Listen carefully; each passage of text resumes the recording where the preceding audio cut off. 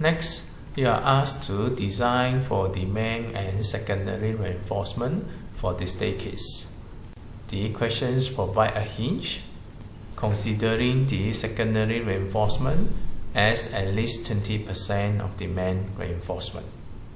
For the design of the staircase, the emphasis it will be the main reinforcement, and we are looking at the moment generated by the loads acting on the staircase. First, we will need to get the load. Based on the calculations previously, the design load for the flight is 15.5 and the design load for the landing is 10.4. Based on the arrangements of the beam here, we have landing and flights here. The arrangement of the beam is very important. If it is arranged in this manner, the setup it will be the landing and the flights.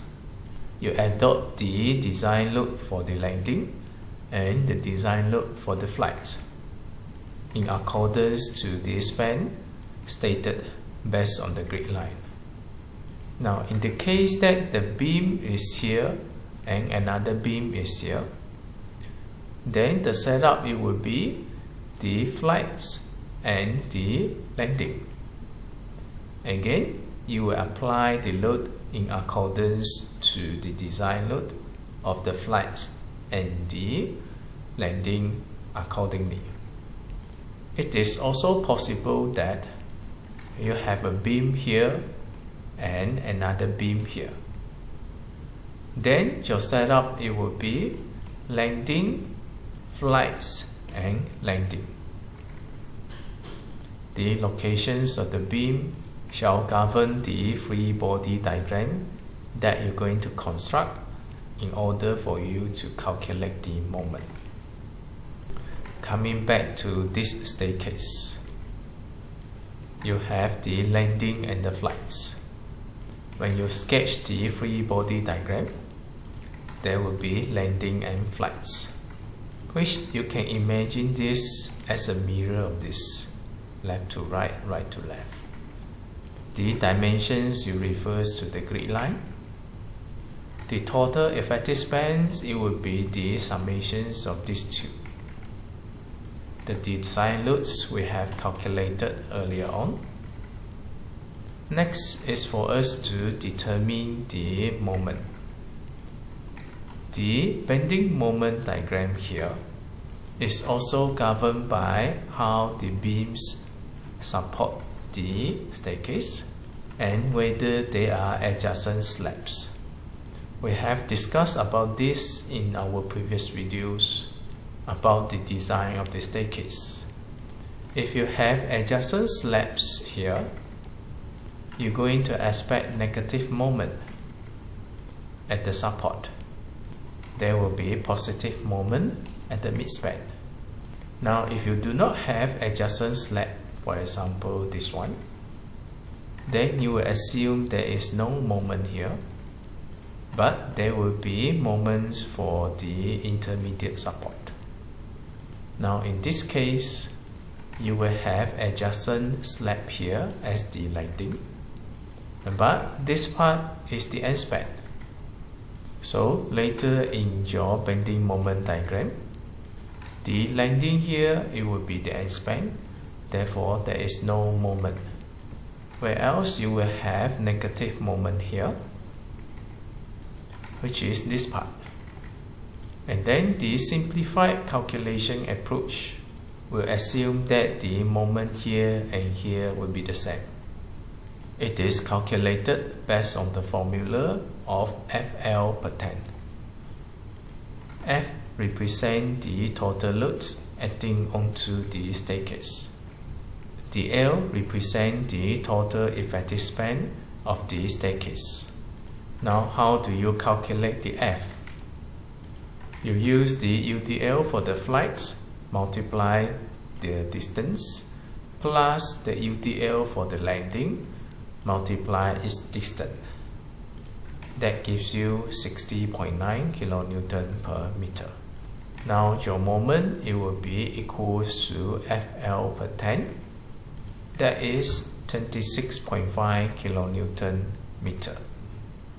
From there, you obtain your moment, which you use to design for the reinforcements of the staircase.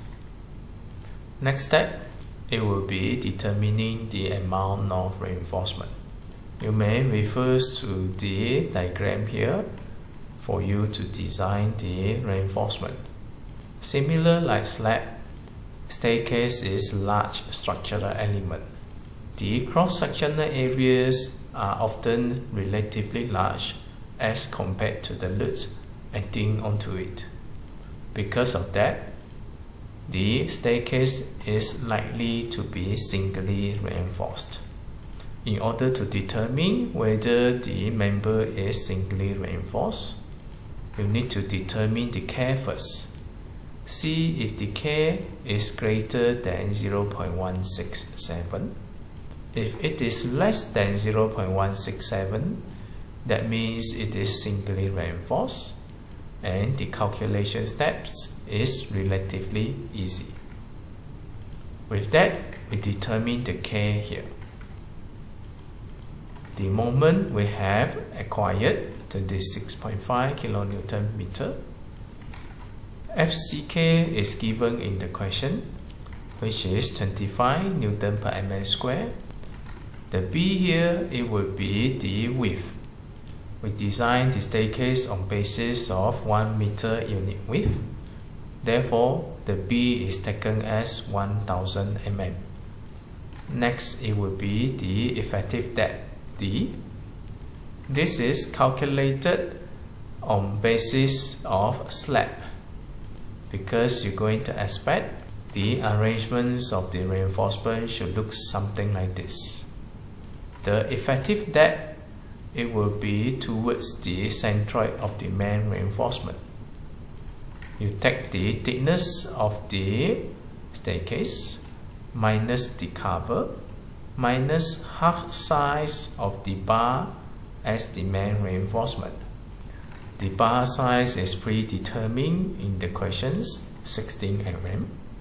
The concrete cover is given 30 mm. The thickness of the staircase is 175. That gives you the effective depth of 137 mm. Substitute all the values into the equations. You get your K equals to 0.056.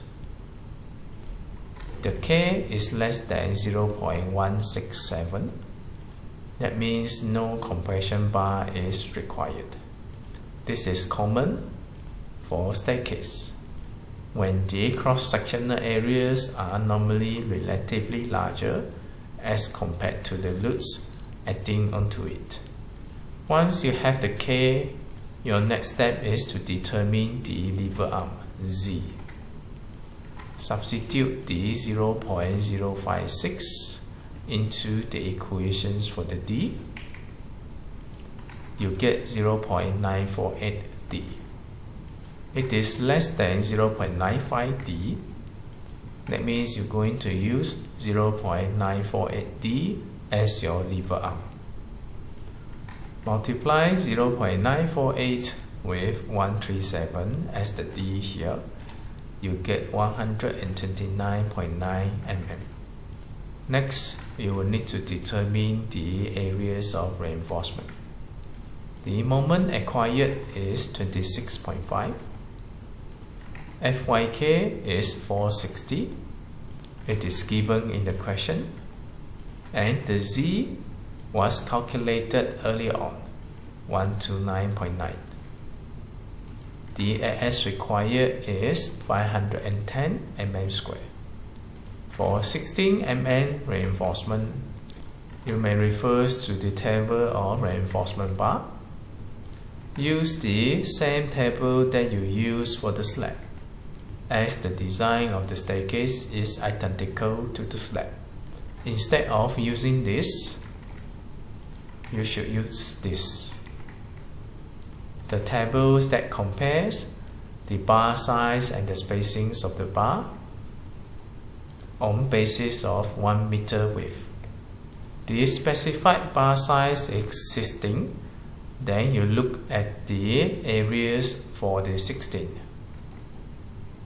Find an appropriate spacing, giving you an area greater than the AS required.